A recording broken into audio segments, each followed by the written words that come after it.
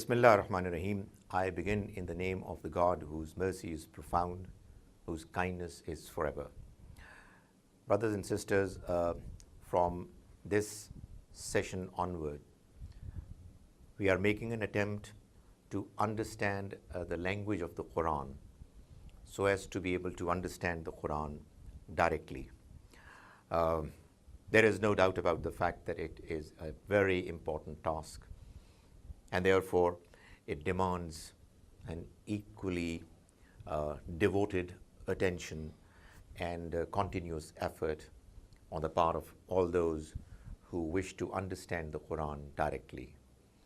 I'm not too sure how many sessions would it take for the entire presentation of different principles of Arabic to complete, but I would want all the participants to make sure that they follow these sessions in the sequence that they are presented in, for them to be able to derive benefit out of it.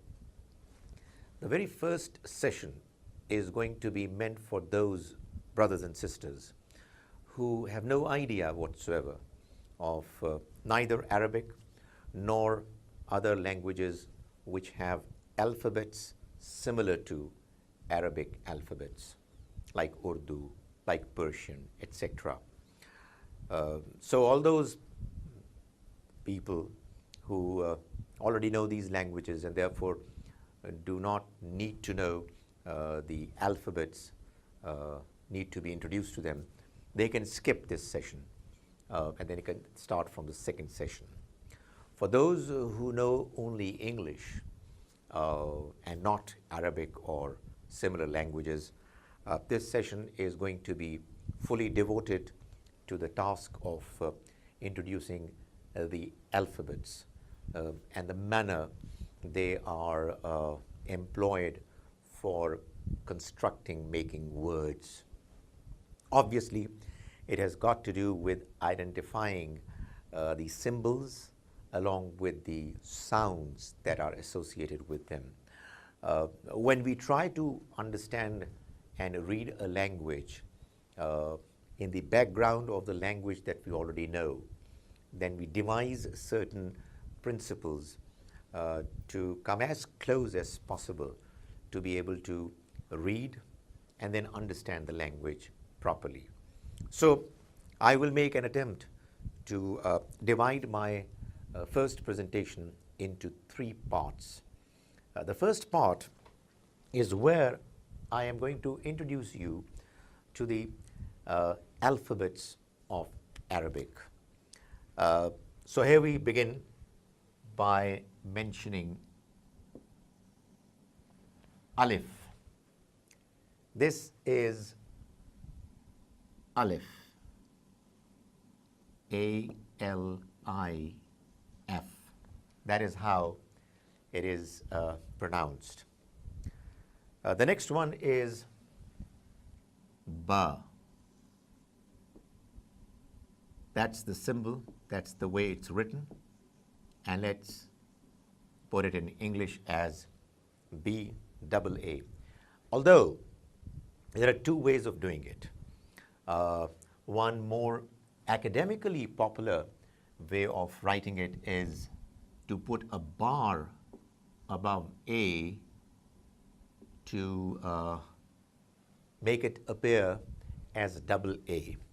But right now, because we are at the very beginning of trying to understand the sounds of these letters, let's do it in as simple a way as is possible.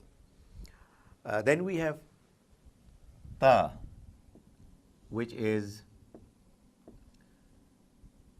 two periods, dots above the same form as Ba. And this is, again, obviously, you'll have to revise and repeat it over and over again to be able to master it and come to terms with it. Then we have another alphabet which has a slightly more difficult, a little more complex sound. This is the. The way we write it in English is to put a TH. Obviously, you would be tempted to call it the, but the idea is that the sound is not S, sir, but a little deeper, the. Well, rely some Arab brother or sister more than me to be able to pronounce it properly. But it's the, which is not sir, not S, but somewhat deeper. And then you have Jeem, which I am putting it as J-I-I-M, but you can understand that if we follow that system of transliteration, that is writing Arabic with English letters, we would have put one I with a cap above it. That is Jeem. Now, Alif is, I would say, more like A. Ba is B. Ta is T. Even though our English normally has a sound of T, which is more striking.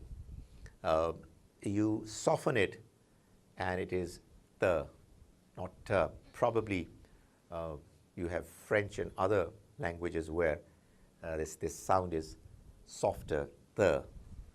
The is, cannot put any English equivalent alphabet, so it's the. And Jeem is in actual fact J.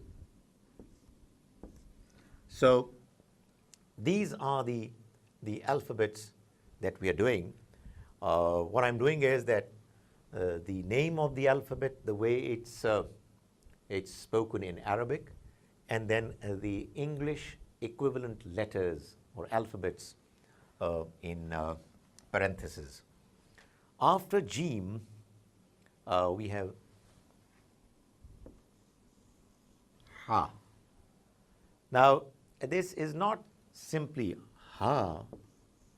This H in the system of transliteration has a dot beneath it, which really requires you to have a sound coming from a little deeper side of your throat. Ha. Again, trust more some Arab brother or sister and listen to them carefully. Ha.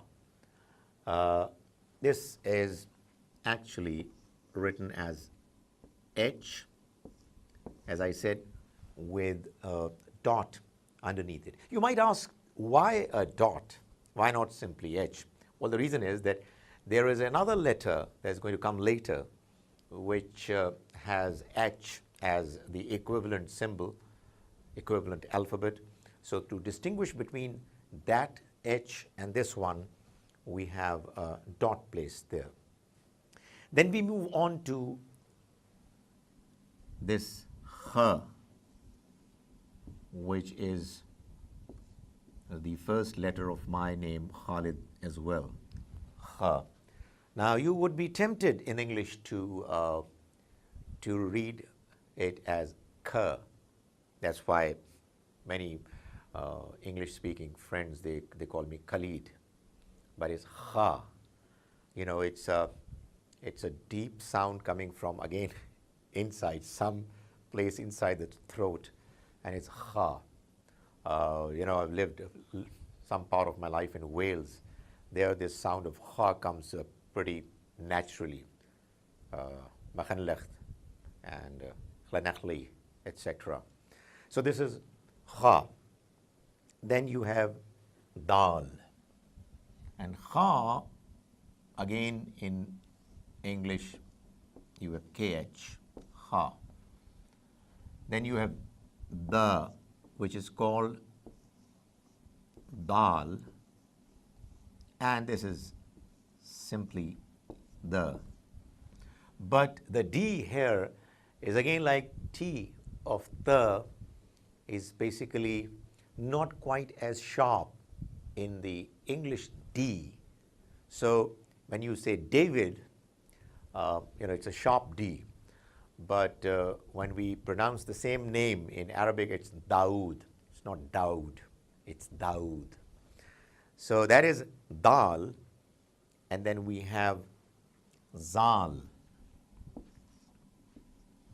Now zal is D-H-A-A-L. Again, obviously, I wouldn't continue to repeat the fact that you have the alternative way of writing it with a single A with a cap on top. Now zal is Z, but you again might ask why not Z, and I'll come up with the same answer, because there is yet another alphabet which is going to need Z, because its sound is pretty much closer to Z than this zal. This is again a little deeper in your tongue, zal, zal. Again, as I said, do keep listening very attentively, closely, the way the Arab brothers and sisters that they pronounce it. And I put it over here as DH, zal. Then we have Ra. Ra is R-double-A, and thankfully it's a simple R, which is the English equivalent of it. Then we move on to Zay. Zay is Zay, and you have simply Z, which is, as I said, this is where Z of English comes very close to Zay of Arabic. Then we have Seen.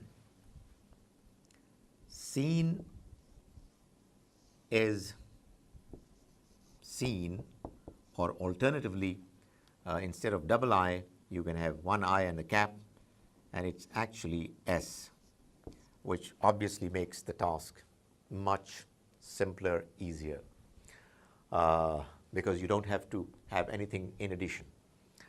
Then we move on to Sheen.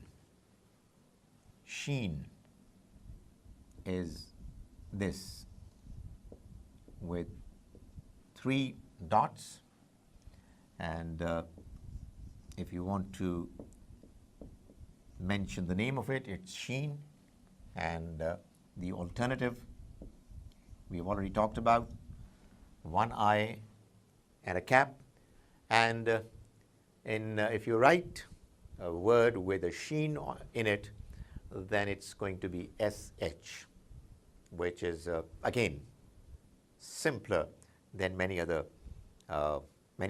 alphabets of Arabic when they are used for transliteration purposes. Then we have Swad. Swad is basically Swad, S with a dot, and when it's written, it's S with a dot underneath it. So it's not like Seen, Saad, it's Swad, but a little deeper, viscous, not quite as dilute, call it deep. This is Sad. Then you have Dhad, which is D with a dot and double AD. Again, you might like to do it as a single A with a cap. And if you write it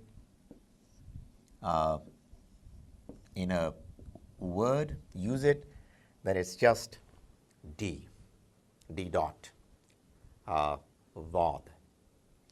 After that, we have Pa. Ta is this. Remember, we had a ta here.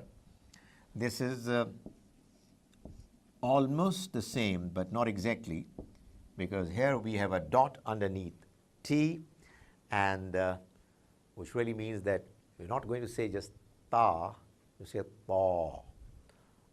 Again, a bit deeper. And obviously it makes a difference.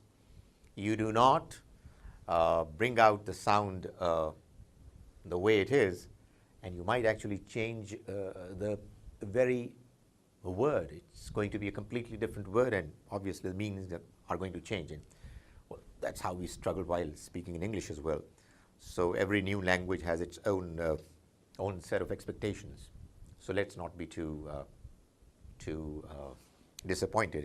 It's always a challenge, and a welcome challenge. And of course, the purpose is so great that hopefully it's not going to deter any of us. Ta, and then we have za.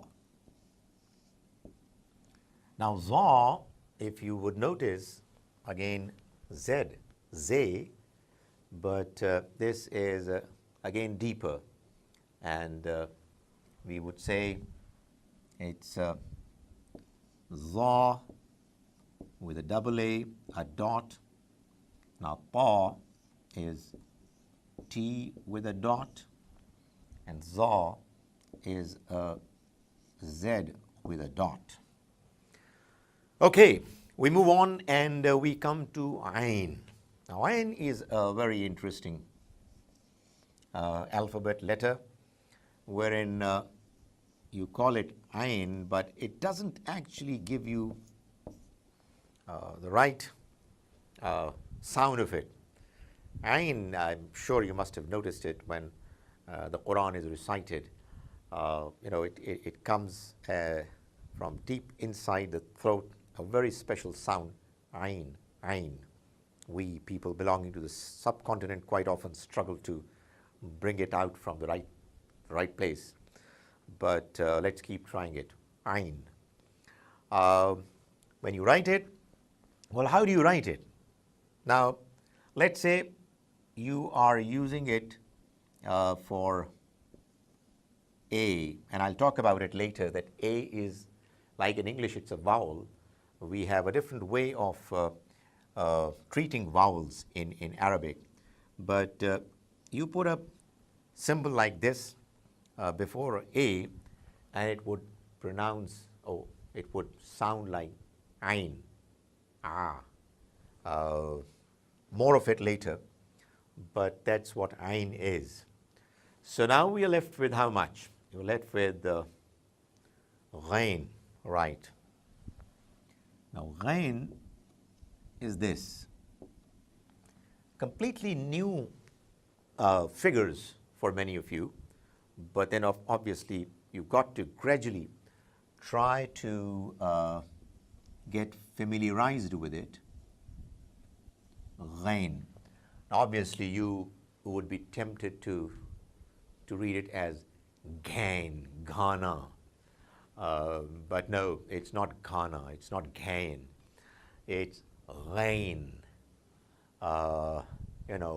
Again a sound not very different from Ain. It's Ghain, Gha. I'm trying to think of a word which probably would bring you closer to the understanding of it, but I'm sure that you'll be able to make up something on your own. Ghain, which is again a new sound for you, but you keep repeating it and hopefully you're going to be able to master it. Then you have Fa. But Ghain is simply GH, and Fa is FAA, or FA with a cap.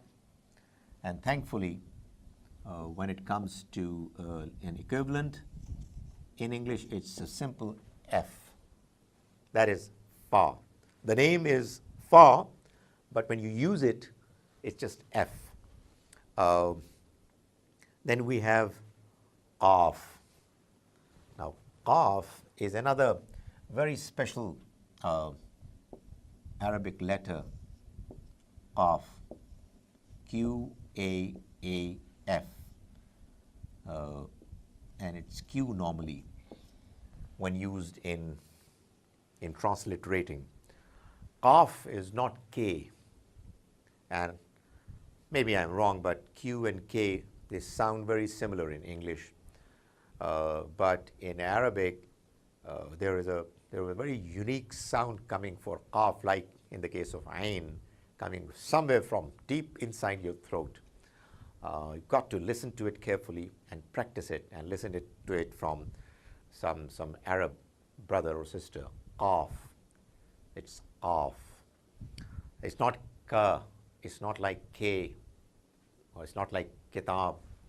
There is another letter which follows Qaf, which sounds very close to Qaf, but only if you are not very carefully listening to it. It's Qaf. Probably you listen to both letters pronounced, and you would know the difference. This is Qaf. This is Kaf. Kaf. Qaf. Qaf. Kaf. There is this special sound coming from inside the throat for Qaf, which is not exactly what is needed in this case. Kaf. You really are relaxed when you are reciting, so when you are pronouncing Kaf, but not quite as much when you're doing Qaf. And then you are, come to, thankfully, simpler letter Lam. I say simpler because it's just L, and Lam, double A or A with a cap. And then you have Meme, which again, thankfully, is a simple affair. Meme, or it's Meme. Now, as is my problem always, I am never ever able to manage my space properly. So it's on the very extreme left of this page. I'm left with 4 more letters, and we are done with it. Now it's Noon. Noon is N-U-U-N, or the other alternative is N-U with a cap, and it's basically N. So no problems over there, no problems whatsoever. Then we have Ha, which is this, an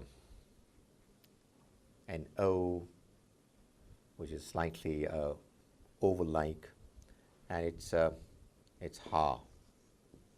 Remember, we had a Ha over here, but we had a dot, no dot over here, because it's not very different from H. So our task is easier. Then we have Wow. I would suggest that it's actually V-A-A-W, Wow. If I put a wow here, which I read somewhere, I would be more tempted to pronounce in English as wow. But this is wow, wow, like V. Therefore, I would put it as V, but obviously there are going to be suggestions that it should be W. And last but not the least is Ya, which is Ya and Y. So this completes our introduction to the letters of alphabets of Arabic language. Just let me repeat them once again. Obviously, my task is much simpler than your task, wherein you'll have to repeat it over and over again for you to be able to familiarize yourself with not just the symbols in Arabic, but the way they are pronounced. And obviously the the English equivalent of all these alphabets are going to be of great help to you. But obviously, there is no shortcut to learning these letters and these alphabets. It's just revising them over and over again, and hopefully, inshallah, you will be there.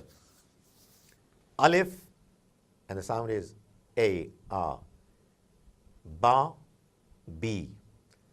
Ta, T, but it's the, not T. Tha, Tha, Tha. It's a little deeper than S. Jeem is simply J. Ha is H, but coming from somewhere inside. It's not simply Ha, it's Ha. Kha, it's not Ka, it's Ha. Dal is simply Dal, but not D. It's, well, not as sharp as D, it's the. Just soften it. Zal, it's Za. It's not Da, it's Za. Then Ra is R. It's not very different from R. Zay is Z. Seen is S. We should be thankful wherever there are concessions for us. Sheen is SH. Just, well, shut up, sure, and so on. Sawd, saw. Dhad, dha, dha. Tha, not T, not the, pa. Za, not Z, za. Ain, ain, a very special sound, ain. Ghain, ghain. Fa, F, simple. Qaf, again very special, unique sound, qaf. Kaf, simpler than qaf, kaf. K. Lam is L. So life is easier here. Meme is M. Noon is N. Ha is H. Vaw is V. Some would say W. And Ya is Y. That is the first part. I've done it, but you'll have to do it over and over again. Maybe continue to see what I have said and try to master it before proceeding any further. That brings us to the end of our first session, wherein we did a simple introduction to the Arabic alphabets and their English equivalents. In the next session, we shall see the vowels in Arabic and their English equivalents, and some other concepts which are closely linked with vowels and the way words are pronounced. And then, inshallah, in the next session, we're also going to start employing, using our understanding of these alphabets and vowels to start understanding the way words are read. So hopefully, inshallah, you will gradually be able to read Arabic text and then also be able to understand it. May the Almighty enable us to understand His book properly.